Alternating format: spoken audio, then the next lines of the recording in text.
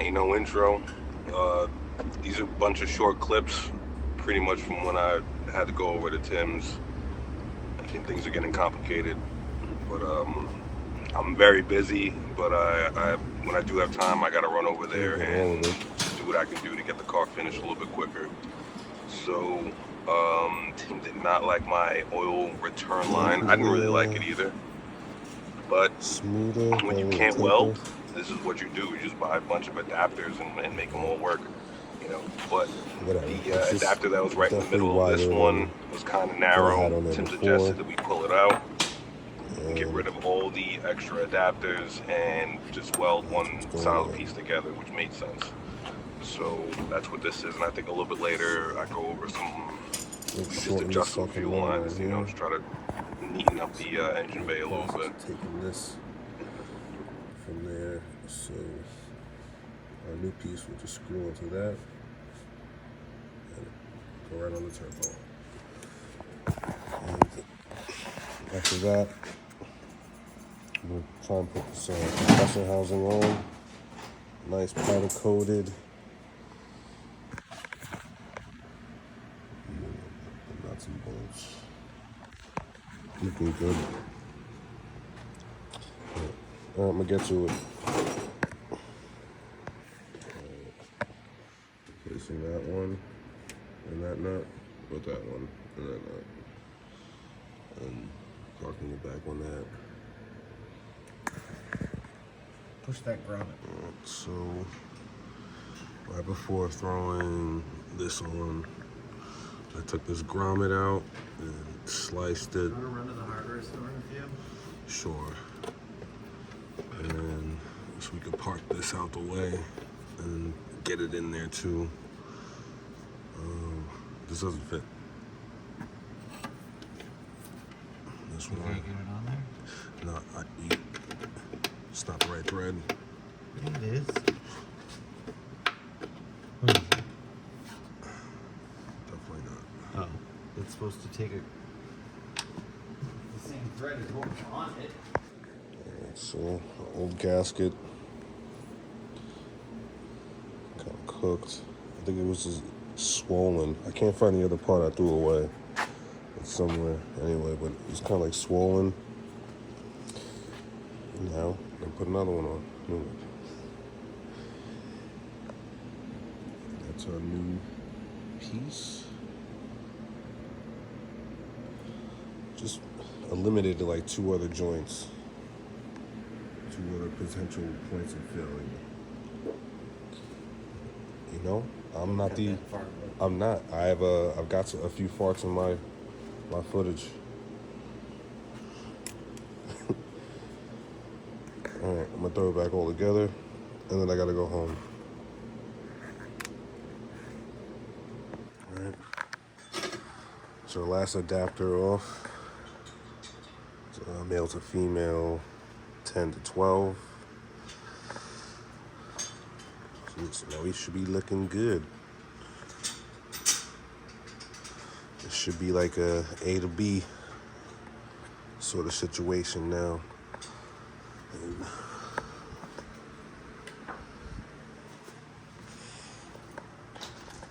which, in a funny way, doesn't really make a difference because if you look at it, right, that's a 12 going to the stock return line. Right, I just pretty much just sleeved it. Well, that's not where the leak was coming from. I think the leak was coming from this gasket.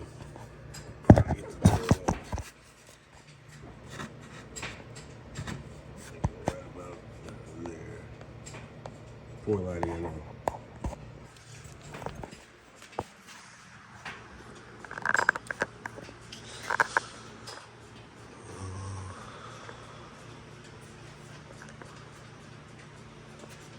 AC back in there? I thought about it. It's just hard to look cool when you're sweating. Like it's just dripping from your chin, and like, you know, I could make a little puddle of sweat. You know, and even though you're in a cool car. Have you tried not being a fat chick? I'm not fat, but I be sweating though. Anyway, we got that little nipple on there. see if I can get a shot of that. This is not gonna be easy.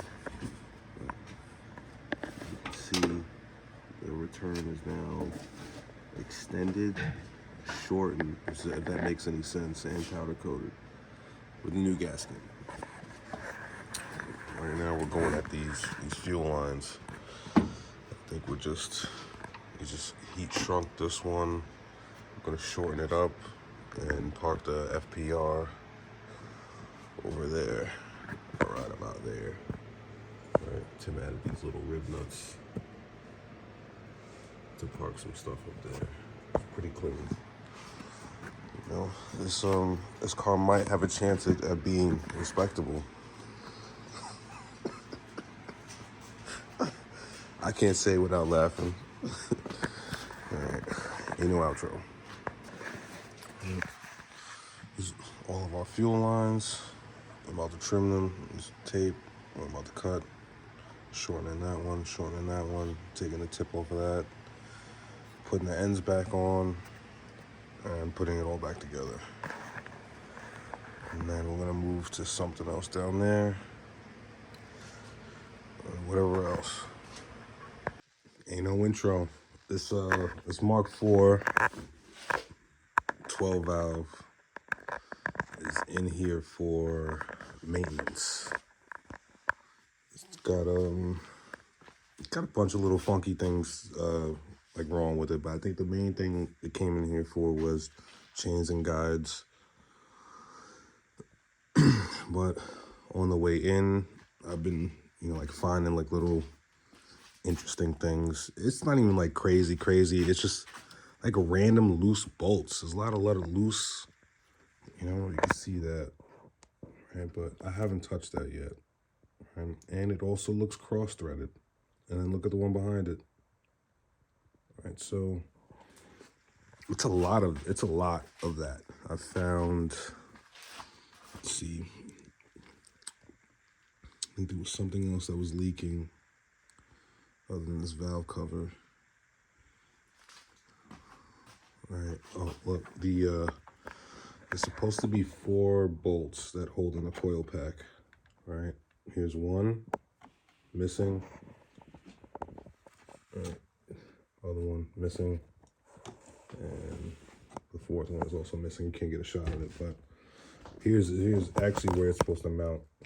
Right, so this is supposed to be slid up some and then mounted in that hole right there. Let's see, there's another interesting one. Our oil filter. Yeah, like I was saying before the phone died. Looks like someone smashed the 2 O-rings in here in the oil filter housing. I've seen this before where the old one just wasn't taken out. They put the new one on and then try to get both of them up.